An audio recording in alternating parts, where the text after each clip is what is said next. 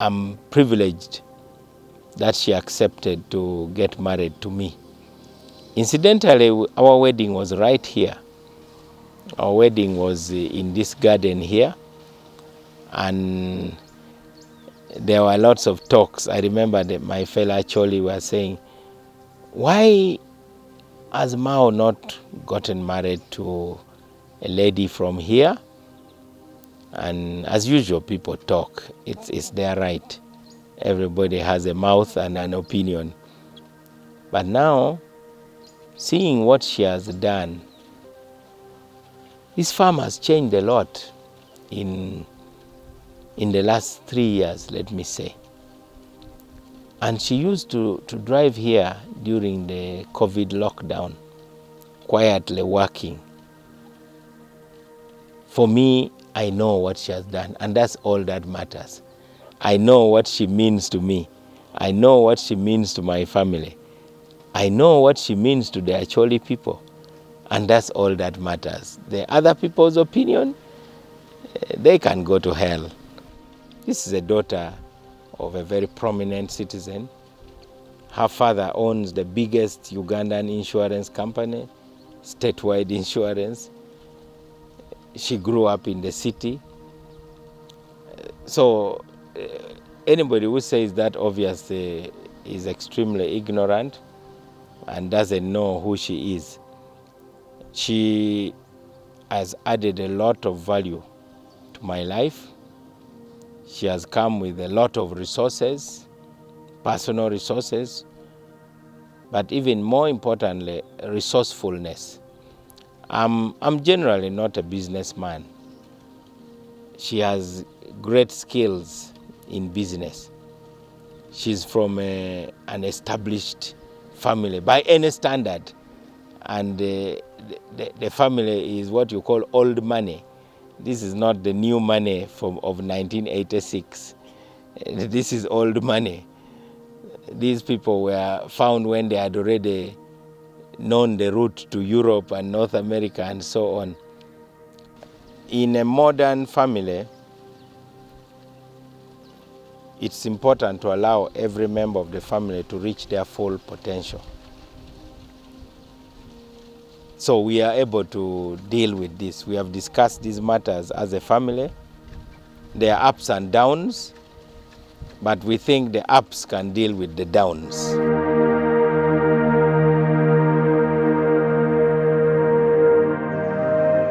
Dear viewers, I'm Norbert Mao, commonly known as Chairman Mao, the Oracle of Gulu. Now, the question is Northern Uganda moving forward or is Northern Uganda moving backward? Start from Gulu. Unlike Kampala, Kampala has no real visible qualitative change in terms of planning and so on. But everybody who comes to Gulu appreciates the efforts we have put in. I was the chairman here, and we were able to get, again with the help of Watoto Church, city planners from Australia. They helped us to plan some of the suburbs. We took a decision to condemn the buildings that were about to collapse. Under my leadership, we condemned 105 buildings. And then we made sure we have roads that respect pedestrians. That's why we have walkways, we have bicycle lanes, and then lastly, the motorized parts where cars can move. So cars are actually at the bottom of our priority. On top of our priority are those pedestrians who walk, followed by the people who ride bicycles and motorcycles. Now, coming back here, there are many efforts scattered all over, but there is need to continuously do some mind shift. We need to change the mindset of the people and restore this sense of dignity among the people. You are dealing with people who used to receive humanitarian relief. World Food Program would deliver trucks of maize and beans. And you find heads of households who used to feed their large families by the work of their hands. Now they are collecting maize and beans from the ground, maize and beans that have fallen from the trucks. There is no indignity greater than a man feeling that he has no ability to take care of his family. Nothing destroys a man's dignity more than that. So, we must work from the inside out to show what is possible.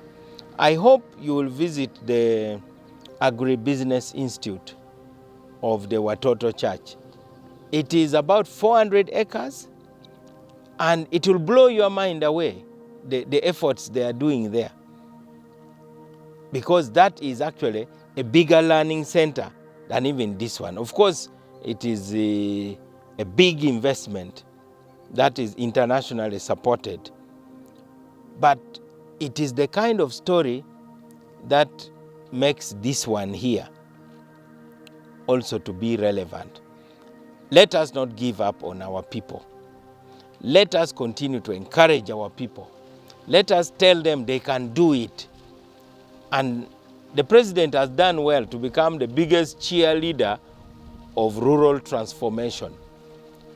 He goes to cheer someone with 2 goats. I hear people making fun. How does a whole president go to these small projects? But you must start by cheering the kindergarten athletes, because those are the ones who will go to the Olympics in future. You must start cheering them when they are in kindergarten. So the people of 2 goats, when a president says, go, go, go, you can do it, then later they come to a bigger level, and in future their dreams will become bigger. Let's not give up on northern Uganda. Let us invest more money in northern Uganda, but let the leadership be from here, because this is our home and we know it better than anyone. General Saleh is a big dreamer, and I think he started these initiatives by building what you call a castle in the air. What he has been doing over the last 2 decades is now to put some foundation under the castle. In what way? By ensuring that the masses take control of the means of production, ensuring that they have land, that they have quality seeds, that they have machinery to take care of their land so that they can scale up production. That has been General Saleh's initiative.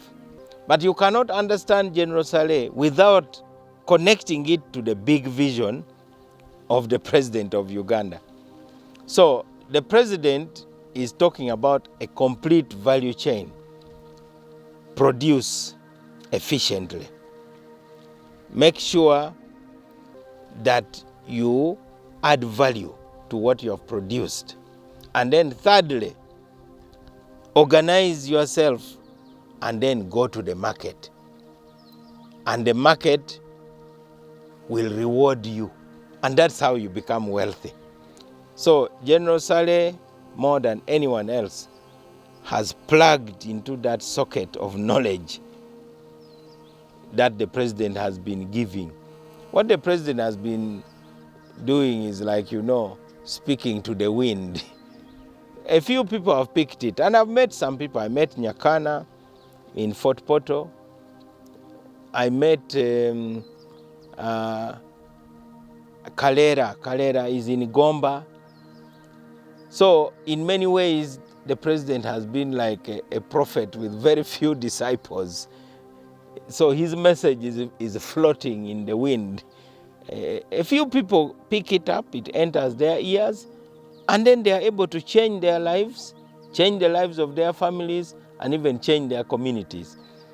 It is what the president is doing is like, rescuing valuables from a burning house. He just throws everything out in the hope that some will survive, others may break. But it is still a rescue effort. and it is the right thing that a head of state should do. And General Saleh is an amplifier of that message. And we are happy that he has camped here in Gulu. That means resources also. Even those who have been avoiding coming to Gulu now have to come to Gulu whether they like it or not, because General Saleh is here. There are some people who thought Gulu was not worth visiting. So I believe that northern Uganda, and particularly Gulu, which is the capital of northern Uganda, can actually become the Dubai. We have an airport. We have got fertile land surrounding us. Gulu city has 6 exits, unlike any other city. You have this exit going to Sudan. You have the exit that passes northwards and goes to Palabek side. You have the exit going to Kitgum. You have the exit that goes to Moroto and on to Kidepo National Park, where there will be an international airport to promote tourism.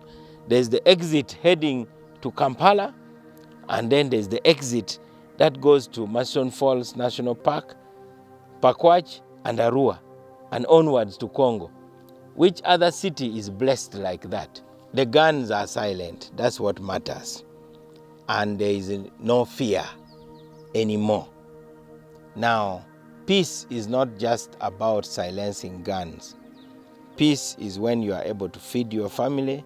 Peace is when you are able to take your kids to school. Peace is when you are able to compete with the rest of Ugandans. We are still disadvantaged as northern Uganda. But we are committed to rising from the ashes. And Tegot Farmstead is here to make a statement that, somebody who has lived in England for virtually all her life can come and do it. She's a wife of a minister. She doesn't have all the resources. We are always struggling here. She should be an inspiration. And that you can also have a rural community changing slowly by slowly. Since we came here, and particularly since B came here, many people are buying land in our neighborhood. So don't be surprised when you end up with a Mao city here. We have to close the technology gap. First, we have to close the technology gap between the South and the North, namely the third world countries and the so-called developed countries. In China, they can now manufacture rain. They shoot missiles into clouds and it causes crystallization, and then rain falls within 30 minutes. Now that's a big technological gap. Here you have witch doctors claiming that they can make it rain and no rain comes. So that technology gap has got to be stopped. In China, they can blast through rocks. Here, even crushing rocks, we are using little hammers. So we must close that technology gap. Now we must close the technology gap between the rich and the poor, the haves and the have-nots. We and people like me are able to get bulldozers and fuel them and build roads around the farm. That means if there is a product, a lorry can come and take it easily. But the ordinary peasants have no access roads. So OWC needs to help to close that technology gap by ensuring that people have access to tractors. We can host government tractors on our farm. They will still remain government tractors, and everybody who wants a tractor knows where to go. Tractors were given to every district in Acholi. In fact, every district in northern Uganda. But if you ask me where the tractor of Gulu district is, I, a government minister, I don't know. And the public does not know. A walking tractor was given to every sub-county. But if you ask me where the walking tractor for Unyama sub-county is, I don't know. Now, that means public goods are being privatized. Probably the tractor is now working for somebody alone. But if somebody said, if you want to queue up for the tractor, call this number, and then you'll be told exactly when the tractor will come to your farm. And you are given conditions: uproot the trees, your garden should be inspected by an extension worker. So Operation Wealth Creation needs to be orderly. So far, their most effective contribution has been in distributing seeds. That one they have done well. But they now need to bring technology to our villages. And my proposal is that they should start by grading the land. By grading, I propose that they create blocks of a square kilometer in the rural areas. And a square kilometer is 250 acres. All they need to do is to come and build roads. If, let's say, a clan has 5,000 acres, they should come and create the land blocks. Now, those land blocks are ready. They can be leased, they can be used profitably, and it doesn't mean ownership. I know Ugandans are sensitive when roads are being built in their villages, but those roads can be used to take them to hospital in ambulances when they fall sick. So that is one thing.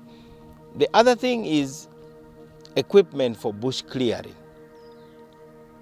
They need bulldozers to uproot the trees. Tegot Farmstead looks good because we had the heavy equipment to uproot the trees. Of course, we preserved the shea butter. The shea butter trees are intact. There are about 64 trees in this land. We have preserved a 21-acre natural forest so that we continue studying our indigenous trees, some of which are medicinal, and also to attract birds for tourist purposes in the future. So OWC was created to turn this World Bank obsession with poverty alleviation upside down. They were talking about poverty alleviation, and OWC comes and says, we want wealth creation. And wealth creation means, how do you get a bucket of groundnuts out of a handful of groundnut seeds? It's about multiplication, multiplying wealth. And multiplying wealth also by turning the groundnuts into paste, by packing it and taking it to the supermarket. It doesn't need a PhD to understand it. And these are the things that General Saleh is always articulating, because it resonates with the villagers.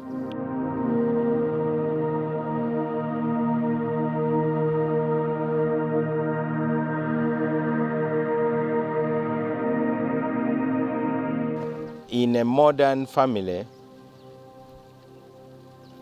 it's important to allow every member of the family to reach their full potential. So we are able to deal with this. We have discussed these matters as a family. There are ups and downs, but we think the ups can deal with the downs. The good thing is that I'm not the only one, I'm not the first, and I won't be the last. You know the examples in Uganda and elsewhere. But when you do farming as a business, as indeed is our intention, we have a farm manager who has qualifications in agriculture. That has reduced the strain on bee. I'm privileged that she accepted to get married to me. Incidentally, our wedding was right here. Our wedding was in this garden here, and there were lots of talks. I remember that my fellow actually were saying, why has Mao not gotten married to a lady from here? And as usual, people talk. It's their right. Everybody has a mouth and an opinion. But now, seeing what she has done, this farm has changed a lot in the last 3 years, let me say. And she used to drive here during the COVID lockdown, quietly working. For me, I know what she has done, and that's all that matters. I know what she means to me. I know what she means to my family. I know what she means to the Acholi people, and that's all that matters. The other people's opinion, they can go to hell. This is a daughter of a very prominent citizen. Her father owns the biggest Ugandan insurance company, statewide insurance. She grew up in the city. So anybody who says that obviously is extremely ignorant and doesn't know who she is. She has added a lot of value to my life.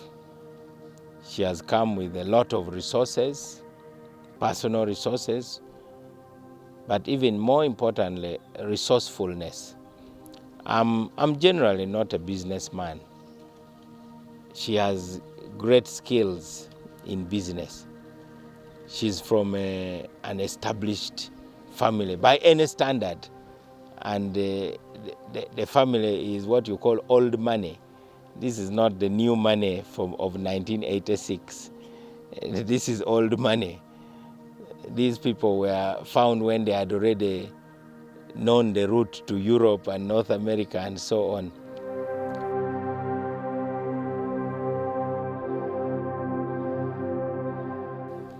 Any country needs hope.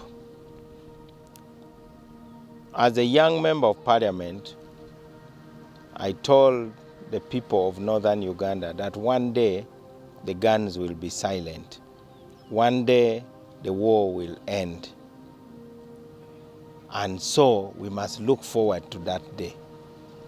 I told them we must prepare for peace.